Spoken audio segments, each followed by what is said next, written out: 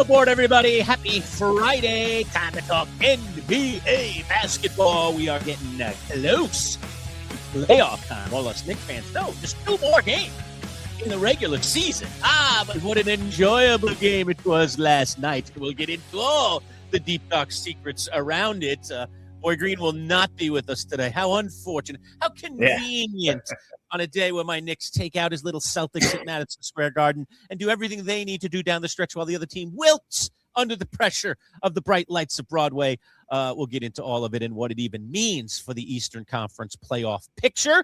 We are presented today by Northeast Roofing Professionals, and today's video brought to you by our friends at Sharky's. Sharky's, with all the outdoor events, the event center, a big place to be as we get into the spring and especially the summer months. We'll keep you posted on all the events at Sharky's. Sean Deveney in with me as usual from Heavy.com, talking all things NBA. How are you, Sean? Good morning. I'm doing well, Lurch. How are you? Good to be with you. Good to be talking with you on a day where I'm smiling rather than scowling. I was a little concerned, and then the Celtics get the best of them, and then I'll be here lamenting another loss, and what does it all mean? But that did not happen at Madison Square Garden last night.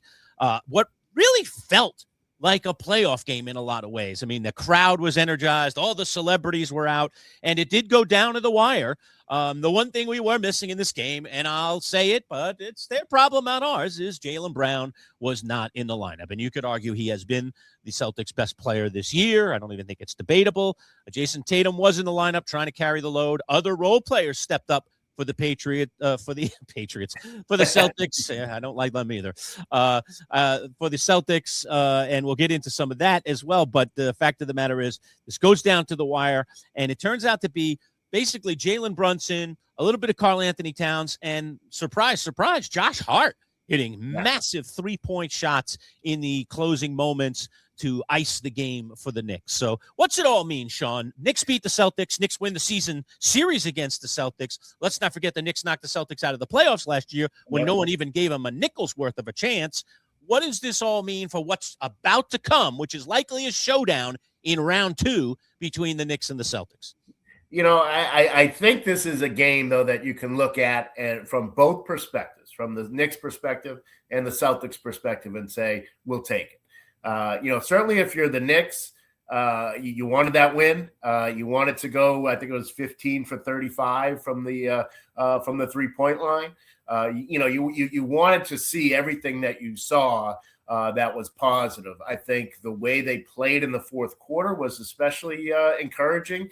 They have the ability, and they're able to do this with Tibbs, and you wonder if they're going to be able to do it with Mike Brown to really lock in defensively. Yep. Where Tibbs could kind of like nudge them, like a horse coming around the last stretch, and give them the whip a little bit, and they were able to do that. And they did it last night. We haven't seen that consistently this year, no question. I think if you look at the way that the playoffs went last year in this series with Celtics-Knicks, you're encouraged by that, because the thing that the Knicks did in those games, especially those 2 first games in Boston, was Boston built up big leads, and the Knicks came back and won with defense and 3-point shooting and all that stuff, and they were able to do that last night. So this looked a little bit like those playoff games. Obviously, the Celtics didn't have that big lead, but it looked a little like those playoff games from last year. If you're the Knicks, you're very encouraged. If you're the Celtics, you're saying, as you mentioned, look, Jaylen Brown didn't play. I think that was a strategic thing on their part, where they say, if we hold out Jaylen Brown in this game, he rests, and then we have a chance to win one of these last 2 games to seal up that number 2 seed.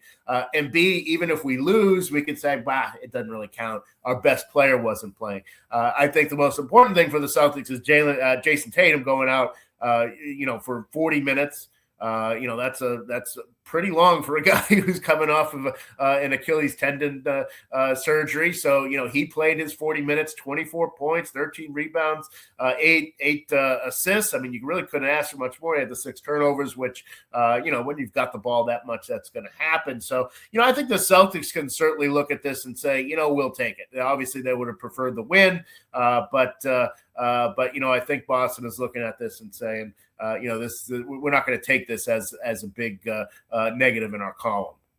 Yeah, I don't want to be the one naysayer out there, but I'm trying to put myself in the shoes of, say, a diehard Celtics fan and say to myself, is it worth the risk for Jason Tatum to be playing these kinds of minutes coming off of this very serious surgery? I mean, we've seen miracles. I remember Adrian Peterson coming back from major knee surgery in the NFL, and it didn't even matter. I mean, he shattered all the thoughts of, you got to take this long and it takes this much rehab. The guy was back and he was playing at a very, very high level. And I'm not saying that Tatum can't do that, but I don't know. There's part of me, if he were on my team, that I would be like, is this really what we should be doing here? I mean, this seems risky. And watching him get banged around by the Knicks last night and have some real defense clamped in the fourth quarter, and then not even have his running mate out there with him to maybe take some of those body blows himself, to me, I was like, okay, good for you, Celtics. You feeling that strongly?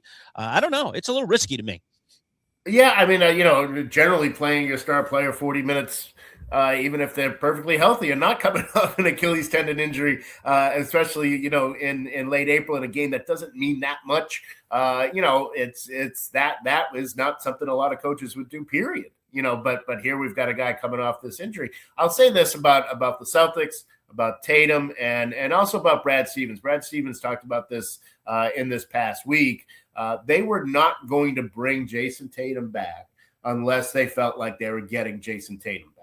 They were not going to bring him back to be, a sixth man. They were not going to bring him back to be a minutes restriction guy. They were not going to bring him back as a gimmick. So they had to be 100% sure that they were getting Jason Tatum back. So, in that context, putting him on the floor like you would have, at this time last year, that makes more sense. And that's how they want to treat him. They don't want to treat him like, with kid gloves, anything like that. So that's the logic behind it. I'm like you though. Every time he puts the ball on the floor and drives, I'm always like, don't stop too short. You know what I mean? Don't put too much pressure on that. But he's held up, and as long as that continues, then they'll be justified. The second something happens, of course, there'll be a lot of questions. But obviously, I would, even the biggest Celtics haters in the world wouldn't necessarily wish that upon them. So, it's very likely nothing's going to happen. That he's going to be okay. But I agree with you. Look, it's a risk, no question. Yeah, it's a risk. It's a risk, and they're taking it. See if it drives them to an NBA title. All right, so the game last night, here's what the mathematics did. Number one, it didn't allow the Celtics to clinch their 2 seed yet, but it's pretty eminent that they're going to. They've got 2 games left. They have to win 1 of 2. They clinch the spot. They aren't losing games at a very rapid pace. So I would think that they could find a way to win one of these last 2 games. The Knicks are right up against it with the Cavaliers, and we've been talking about this in recent weeks, whether they're going to land in the 3 or the 4. The Cavs are just a single game back in the loss column. The Knicks have 2 games left. The Cavs have an interesting game tonight. They just beat the Hawks in Cleveland, and now they're going to get it. Now they have to go on the road and play the Hawks in back-to-back games against the same team. Hawks are a reasonable team this year. They're having a pretty decent season in the East. They've improved quite a bit from what they were last year. So, and they've been one of the best teams, Lurch, in the second half. Since around the All-Star break, since they made the trade of Trae Young, basically in late January, they've been one of the best teams in the Eastern Conference. So, that's definitely a challenge there. Yeah, and the Knicks, they have the Raptors, and who's that other game? It was.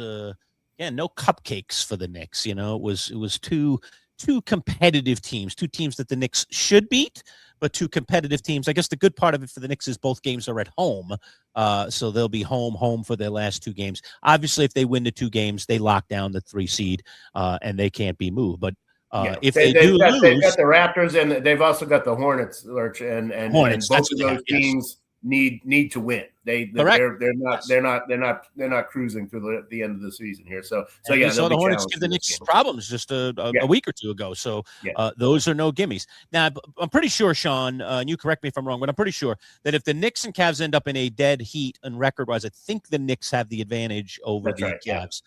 So the Knicks are in a situation tonight where if they lose, if the Knicks win and the Cavs lose, the Knicks lock it. All right. If number that 3. doesn't happen, okay, then we're still going to go down probably to the final game to see what all shakes, and the Knicks will obviously have to take care of their business as well. So, again, still competitive, still a lot to play for. The Knicks can't just go, okay, Brunson, have a seat, Towns, have a seat. Let's put some of our guys, let's get some less minutes for some guys, and let's throw the bench in there. And it does seem like the Knicks, especially based on how hard they played last night, Sean, want that 3 seed. I mean, we talked about it. Maybe the 4 would be a better position to be in, all things considered, but the Knicks seem to be fighting awful hard for the 3. Yeah, there's no question. You can certainly say that that 4 gives you the easier path. Especially if Toronto is able to hold on to that. I'd much rather face Toronto in the playoffs than Atlanta, the way Atlanta has played. So that first round series, I think, would be easier at 4, and then you get the Pistons. Look, Cade Cunningham's back, and that's now a different animal there too. But you get the Pistons in the second round. I think you'd rather have them than the Celtics. So yeah, there's certainly something to be said for getting to that number 4. But I also like the idea of a team that has underachieved all year. Playing to win at the end of the season and not playing games and just saying we're going to win as many games as we can. And we want that to be our momentum going into the playoffs because, look, this is, it's finals or bust for this team. There's no question. There's going to be some serious changes if they can't get to the NBA finals. So one way or the other, they're going to have to beat the Celtics. So you might as well do it in the second round if that's as they did last year. You might as well do it then. Rather than the conference finals. It's not going to matter. You've got to win 3 series, and or else there's going to be some big changes. Well, look, in order to be the best, you got to beat the best. So I don't mind it at all, man. I think too often we posture for positioning in playoffs, or teams do that, and it ends up backfiring. So just go out there, play your best basketball, let the chips fall where they may. Now you got your opponent, you look them in the eye, you scout them, you get yourself ready to play them, you move on. In the playoffs, as we all know, I mean, I know there's 7-game series, but essentially it is one and done in terms of series. And so, you gotta face the ones that you face, and you gotta beat them. And that's just that's the way you win championships. You don't fear people if you believe you're worthy of a championship. There's nobody you fear. You go chase them all, and you say, we're going to beat all the best teams in order to be the best of the best. That's what you do. So makes a lot of sense to me. Hey, serious situation down in Philadelphia. Joel Embiid, who has been embattled with all kinds of injuries this year, now undergoing surgery for appendicitis. Ooh, setback here for Philadelphia. They're going to be in the playoffs. They could even potentially be an opponent here for one of these top teams. Give me your thoughts about what's going on there. Yeah, it's a really unfortunate turn of events because if you talk to scouts and people around the game, that's not a team you want to see in the playoffs because their record doesn't necessarily match up with what they can potentially be when you've got Tyrese Maxey and you've got Joel Embiid and now Paul George healthy and playing pretty well, and VJ Edgecombe has been fantastic as a rookie. So that's a team that's a little more dangerous than its seeding would suggest. But if you take Embiid out, then it becomes a very easy team to play. I mean, Embiid's such a wild card. He's, if he's healthy and if he's being productive, then he's just there's no matchup. You just hope to limit him and that you can go at other guys on the other end. That's how you beat Philadelphia when they have Joel Embiid. They're much easier to beat without him, obviously. And so to not have him out there is that's a pretty big blow because I thought they were sort of a sneaky dangerous team, especially in that first round. But now it's a much different thing, and you have to feel terrible for Joel Embiid. I mean, he's gone through all this stuff with knees, and now it's an appendix. It's something that it has nothing to do with any of your joints, any of the sort of normal physical ailments that you can have. This is just it's terrible luck, and so it's too bad because like I say, they looked like a dangerous team. Yeah, you never know when stuff like that's going to come on. I had kidney stones a little over a year ago, Sean. I was like, whoa, where did this come from? Didn't even know what they were. Whoa, bro. You found out. Oh, I found out in a big way. Yeah, I'm praying I don't get those again. All right, another situation going on, the Chicago Bulls. What the heck, man? The whole front office getting hosed out. Jerry Reinsdorf trying to put the pieces back together.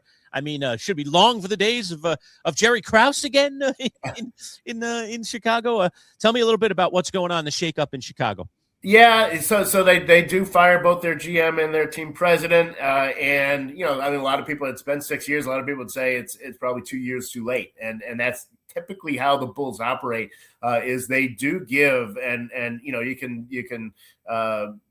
the last two times out, it's been a negative when they had the Gar Forman, John Paxson front office, and now with Arturis and Eversley, that they probably should have made moves earlier. But they do give their front offices time if they dig themselves a hole to dig out of it. And it was obvious that this was getting worse and worse and worse. I think the Jaden Ivey stuff was sort of the last straw, but this was probably going to happen either way, just because this is a team that's just spun its wheels. It had one brief moment with when they got DeMar DeRozan and they had Zach LaVine. He was playing pretty well. They kind of had some momentum going, and that fell apart really, really fast. And so, yeah, you wind up with really a bad situation in Chicago. It does look like they're going to keep Billy Donovan, at least they want to, and that's probably a good move. He's not the problem there. It's been personnel. He's been a good coach. Talking with Sean Deveney, Heavy.com, our NBA insider. It's the Man-Child Show with Boy Green Digital at MC Show Digital. We are presented, as all of our videos are, by our friends at Northeast Roofing Professionals, NERPCNY.com. Today's video brought to you by our friends at Sharky's, putting on concerts now. We're getting into the springtime and the summertime. Let's just hear a little bit more about our friends from Sharky's, and then we're back with more with Sean. If you plan on throwing a party, whether it's a wedding, clam bake, birthday party, graduation party, a party, company picnic, oh, and did I mention clam bake? Sharky's is your party headquarters with 3 indoor options and a plethora of outdoor options as well. All in a park-like setting with a big stage and over 7,000 square feet of covered pavilion. So rain or shine, we've got you covered. Book your next party now. Go to Sharky'sBanquets.com. Sharky's in Liverpool, making parties historic every single year. Big venue there, 7,000 square feet. Pretty cool. Go see our friends at Sharky's today. Awesome pub here in Syracuse with outdoor activities. They do volleyball leagues as well during the summer months. It is a really active place to be in the evenings during the spring and summertime. So go see our friends at Sharky's today. All right, we're talking NBA basketball with Sean Deveney, and it's just been a lot of bad news, and here comes another one. The Heat waiving Terry Rozier, the gambling issues, Sean. So the Heat, I guess, decide to finally cut bait on this whole situation, a very controversial situation it is. Yeah, it was only a matter of time. They had tried to get the NBA to give them, a dispensation where they could waive him and get some cap money back. The NBA said, no, we're not going to do that because it's kind of a tricky road once you go down there with somebody who gets arrested for this sort of stuff. And right now it's just a case that's sort of lingering out there. It was clear that he wasn't going to be coming back to the Heat. So, this was something where they were going to try to maybe keep him on his books to see if they could trade the contract, that sort of thing. None of that worked out. So it was only a matter of time before they did this. And, it's funny, Lurch, everybody talks about the Heat as, they're going to be in for the big players. They're going to be in for the big players. They're going to trade for this guy and that guy. And they never do. They wind up making moves for Kyle Lowry was their last big move, and then Rozier was their next big move. This is an organization that really needs to do something. They really need to shake things up here, and making moves like the two that I just mentioned. That's obviously not working. Pat Riley losing a little of his it looks like it, honestly. Yeah. To me, it looks like he's losing the fastball for sure. He's getting up there. There's no question about it. He's been an amazing basketball mind for a lot of years, but I do think, like anything in life, father time has nobody gets past father time, and sometimes it's just best to hand it off to a younger guy and move on and just go enjoy your life. I'm sure Pat Riley has all the money in the world. He can go enjoy his life. Maybe it is time. I love him to death. He did a lot for my Knicks organization when he was here, but I do think everybody has their time, and too many of us hang around too long, Sean. And I think that's the broadcasting business, the athletes, the front offices. Go ahead. I'm sorry, I didn't mean to interrupt. I think that's absolutely the case. I think he could obviously stay on as some sort of figurehead, but let somebody else start making some decisions in terms of where that team's going. Because right now, all they've done is spin their wheels for basically, for the better part of 5-6 years now. Yeah. Last thing I want to talk to you about, again, another serious issue. It's all serious issues today. And that is the NBA's seemingly changing and evolving stance on tanking. You know, I am a tanking hater. I mean, this is one of those things that gets in my craw, and I can't stand it. I can't stand that it exists in sports, particularly in the NBA. A couple of years ago, we had that situation with the Dallas Mavericks tanking away, so the Knicks didn't get a pick that they would have otherwise likely had gotten. And then Mark Cuban getting fined and laughing it off by doubling the fine himself and donating it all to a charity. I mean, literally, they have mocked their own league at times about the idea of, you can't tell me how and when or if and when I'm going to tank. It seems like Adam Silver and company are finally saying, hey, this is a real problem. We got to do something about it. Let's talk about it. Yeah, I and they've come up with some solutions. They have 3 proposals, and I won't bore you with the details, but basically, what all 3 have in common is expanding the lottery out so that you get, in one case, you get 10 teams that have an 8% chance of getting that number 1 pick. So if you're 10th, you have as good a chance as number 1. And the theory there being, if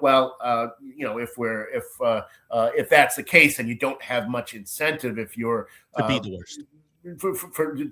To lose all those games late in the year, you just don't have that. But at the same time, if I'm number 12 and I want to get into that top 10, now I've got some incentive to tank, right? I mean, my point being, you never really eliminate it. You're just sort of just move it up the ladder. Yeah, move it down. You're just expanding where the line is. And they have another one where like the top, it'll be the top 10 with equal, but then like the top 5 will have a line where they can't fall below the top 5, things like that. And so you have another line where a team is going to say, okay, well, we're 7th. I want to get into that top 5. So that way I can be assured of different odds and a different pick. So you're always going to have a different line. And that's the problem. I thought with Draymond Green, I don't know if you saw what Draymond Green said earlier in the week.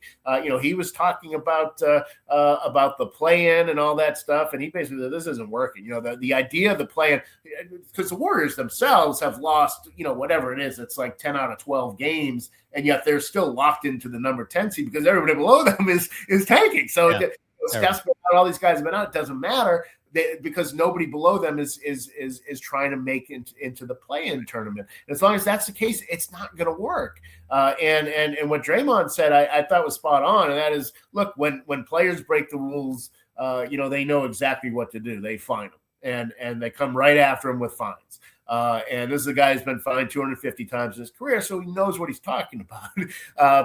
And his point was they don't do that with teams. We had 2 fines in February for the Jazz and for the Pacers, and that was it. Like, they kept tanking after that. You could have fined them every day after that. And if that's what it takes, then maybe that's what you've got to do. So, they can keep coming up with these different lottery ideas. But like I said, there's always going to be a line. I think the only way you really do it is, A, you fine them and you put out that you fine them because you're sort of publicly shaming them a little bit. And that's the only way to do it. I don't see any other way because no matter what you do, you're always going to have a situation where it's going to benefit somebody to lose. I'll give you the answer, Sean. I always have the answers when it comes down to these things, okay? Back in the day, many, many years ago, I was one of the very first and maybe one of the most stringent to come out against steroids in baseball. I think it is an absolute cheat. I think it was absolutely affecting the game. I think there were many steroid users that we never caught because there was no aggressive policy to catch anybody. And here was my solution always for steroids. Once this became a prevalent thing, once this became something, first offense, you're gone for the season, full season. Second offense, you're banned from baseball. Done. You want to solve problems, Sean? You come up with real solutions, okay? You come up with real penalties. You want a solution for tanking? First time you tank, you lose a draft pick. Next time you tank, 5 years in a row, you lose your number 1. Okay, you think that might, stop the Jazz from running out these ridiculous players that they're running out there? You think that'll stop some of these other silly teams from wanting to move up a spot or two or have a little bit better odds? I guarantee you, stuff like that works. You got to make the penalties severe if you want to get rid of something. Otherwise, my answer to the NBA is you don't want to get rid of this. Don't tell me you want to get rid of it if this is all you're going to offer. Fines. Come on. Mark Cuban laughed off a fine. That was a pretty large fine by regular human standards. I think it was either $500,000 or $250,000 to any normal. Oh, my God. I mean, it's my life savings. Now, I know not the Mark Cuban, Mr. Multi-billionaire, and then he just laughed in the face of the NBA. Like, what just happened? You just got laughed. You just got spit on by the owner that you fined because you thought he was doing something, not fair to the game. Like, you just have to come down harder. And I know it hurts, but it's the way you stop it. Maybe there just has to be one team out there that ends up setting the example for losing 5 number ones in a row, and that'll be the end of it. Nobody else is going to cross that line or even get close to that line because they know the penalties are so severe. That's the way you stop it. Yeah, and I agree with you that draft picks is I think the counter to that is, well, it's subjective. So how do you tell if a team is, there's no clear black and white, there's no memo that comes out that you can say, okay, this is what but at the same time, I think this is where if you're a commissioner, you go and you got to do some commissioning. You can't just sit back and you've got to say, I know you're tanking. Like I know you are. It's not. I'm the commissioner. I run this league. This is hurting our league. My job is to protect the league, and I know you're doing this. I don't need proof. I can watch the game, and I know what you're doing, and that's all it takes. I think you're right. I think that Adam Silver does not want to do that, but I think it's what he's got to do. I think he's got to do some commissioning here, and I think he's a little bit afraid of that. Yeah. I mean, my answer to that too, Sean, just in terms of what do you do? You could just put it completely in the commissioner's hands, as you're suggesting here. The other suggestion is fine. This is America, Jack. All right. Everybody is innocent until proven guilty. Okay. Here's your trial date. You put a tribunal together. You put a somewhat, equal representation-ish kind of thing, between the people you choose for this special tribunal, and you go to trial. You present your evidence. We'll present ours. And the jury of your peers will essentially decide whether it is tanking or whether it's not tanking, all right? Whether you have justifiable reasons for what you did, or whether we've provided enough proof to prove that you didn't, okay? Winner take all, baby, and then bye-bye draft picks. That's the way I do it. Yeah. It's America, Jack. Yeah. Innocent until proven guilty? Great, okay? Yeah. We all know you're guilty, but we'll let you go to trial anyway. We do it every day. Yeah. We catch people red-handed in murders and crimes. We have them on videotape. We still give them a trial. They still get a chance to say one thing or the other, and there you go. Yeah, and I mean, the NBA does use mediation and plenty of, especially with players. Usually, it's the NBA and the union, and there's mediation. I don't see any reason why you can't have the league and an owner in the same sort of mediation. It doesn't have to necessarily just be the league and players. So yeah, I mean, it's too harsh. It's not going to happen. That's why it's not going to happen. But it's if you actually wanted to solve the problem, I think that's what you do. All right. Well, it's too bad Boy Green wasn't here for our little conversation today. But don't worry, probably in another week or two, or maybe for 2-ish weeks, 2.5 weeks, maybe 3, we're going to see these two teams tussling in the playoffs. Then we'll have something real to talk about in terms of the Knicks and the Celtics. But it's an awful fun weekend for me, Sean, coming off of that win. I did quite enjoy it last night and watched every last minute of it. And I loved, by the way, Ben Stiller with the Vince Color of Money black T-shirt on the sideline. That was pretty cool. For those that didn't get that reference, go check out the Color of Money. Paul Newman, Tom Cruise, old movie about pool. Go check it out. Vince loved it. Pretty cool by our diehard Knick fan, Mr. Ben Stiller. All right, Sean. As always, great talking to you. We'll chat with you again next week. All right. Thanks, Lurch.